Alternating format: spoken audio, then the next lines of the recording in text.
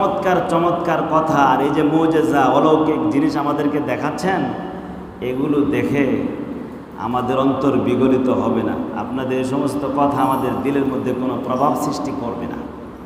এরা রাসূলদেরকে বলতো, আল্লাহ পাক তাদের এই হঠকারিতামূলক কথাটাকেও নকল করছেন কোরআনে। আল্লাহ বলছেন ওয়াকালু কুলুবুনা গুলফ, তারা বলতো যে আমাদের অন্তর আচ্ছাদিত, আমাদের অন্তর ঢাকা, সুতরাং আপনাদের কথা আমাদের অন্তরে ঢুকবে না।